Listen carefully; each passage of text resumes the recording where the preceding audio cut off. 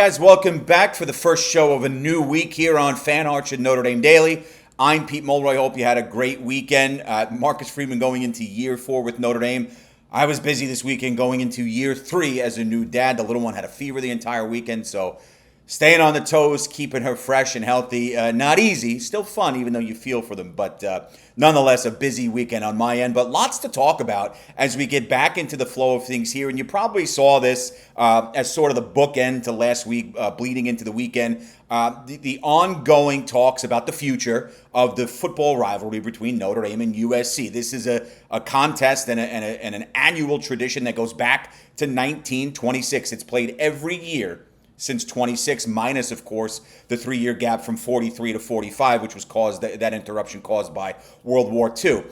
And the current contract between the two legendary programs has the Irish and the Trojans playing their annual rivalry through 2026. That's great. And while, at least in my view, most hope this long-standing contest continues, the future of the game, as we've known it for a while now, remains very bleak. And this is not a good thing.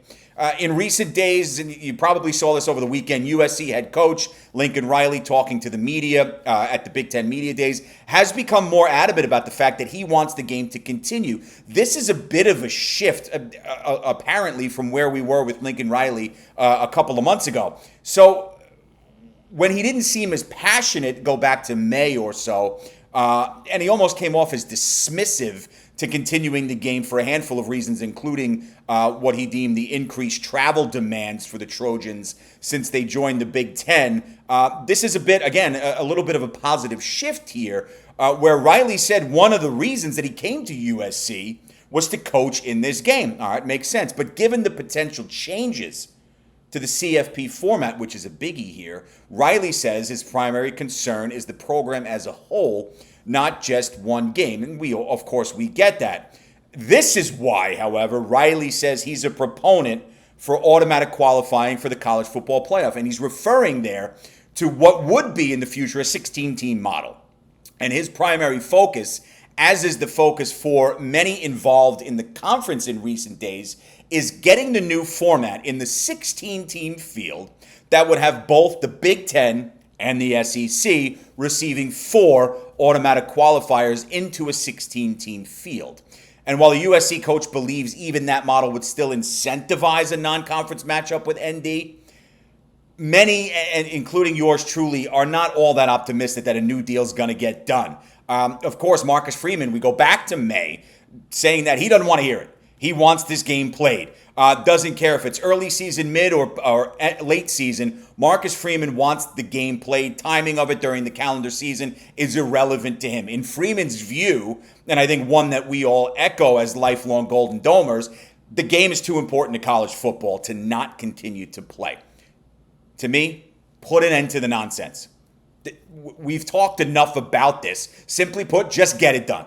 There's enough heads involved here that should be able to figure this out. Now, I was probably too harsh on Riley going back on previous programs, and you can watch those. But it genuinely looks like he understands the significance of this game, but he's hamstrung by the fact that his sole focus needs to be on rebuilding the USC program. That makes sense. But again, when you go back to his comments from a couple of weeks ago and months ago, he came off as dismissive, almost like he was running away from it to some extent. The shift here, and we'll give credit where credit is due, it seems like he is a little more well-versed in the impact and the meaning of this game moving forward and what it's meant to college football as a whole. Traditionally, in the days of yesteryear, Marcus Freeman's in the same boat at Notre Dame, but he's been more passionate about wanting this battle to rage on. And honestly, the future of the game, folks, is in jeopardy for one simple reason. It's a 5-letter word: greed.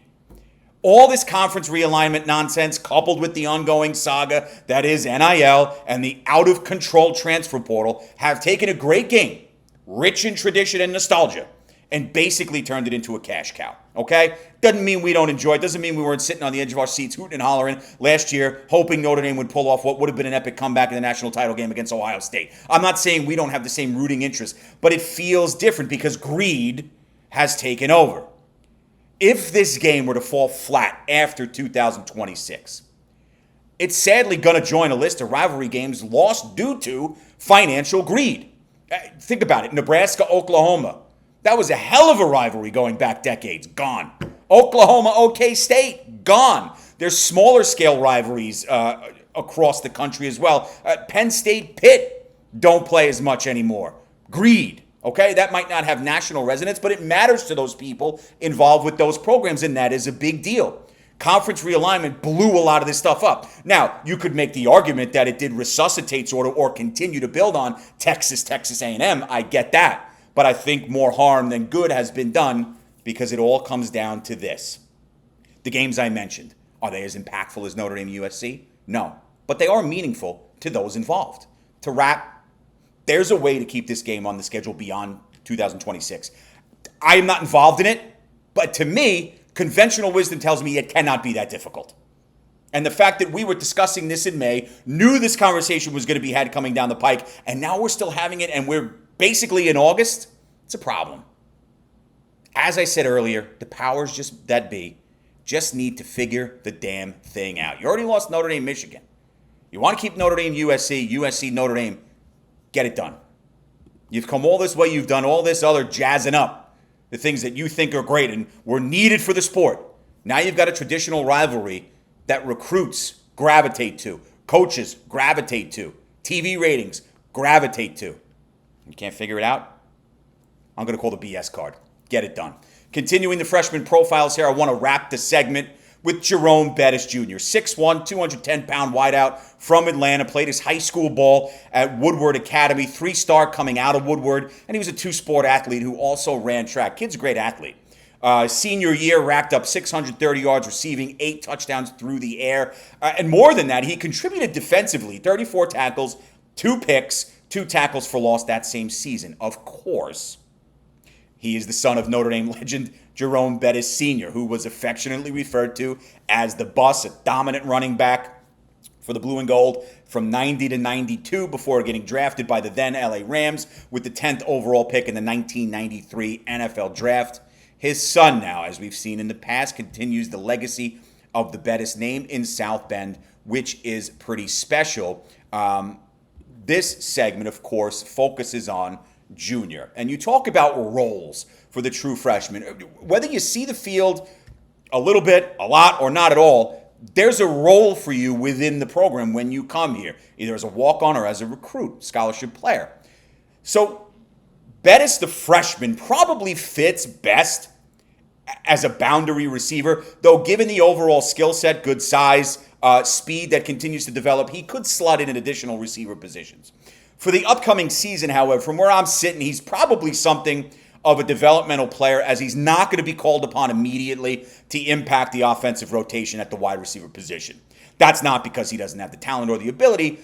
While there might be some continue to develop guys like a KK Smith, Cam Williams, Micah Gilbert, they slot up the depth chart because the Irish view them as being ready to roll coming off campaigns, developmental campaigns of their own, and they're going to be very much in the cards. So you could sort of consider Bettis' role this year maybe being along the lines of a KK Smith or a Micah Gilbert a year ago, because we know the big three coming into the season, Greathouse, Faison, and the transfer Malachi Fields, and you got some good depth behind them.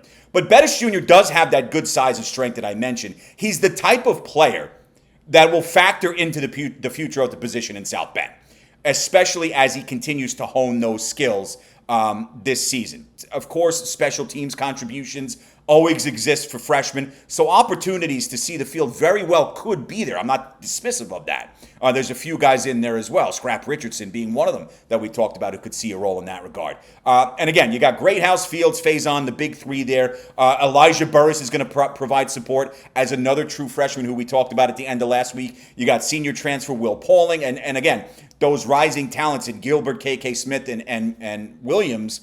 There's an abundance of weapons there. Now it just comes down to seeing the preparation and overall talent pay off on Saturdays in the fall for Bettis Jr., learning from the vets in the room, as well as from coaches like Marcus Freeman, Mike Brown, the wide receivers coach, and obviously OC Mike Denbrock. That's going to serve him well moving forward in his college career, especially as he continues to grow into the role. And let's call it what it is. It is not an easy thing to be coming into a new season where he is a legacy guy, all right? So when you talk about Jerome Bettis Jr. continuing to build up his skill set. That size is there. Look, the fact that he excelled defensively in high school as well, there is that maneuverability and versatility that we like to talk about on the program. Maybe the Irish use him in different gadget-type roles moving forward. You want your best athletes on the field. We saw that Travis Hunter made that opportunity sexy, right, if we could use that term. And now he's going to be a two-way player, probably focusing primarily defensively in the NFL.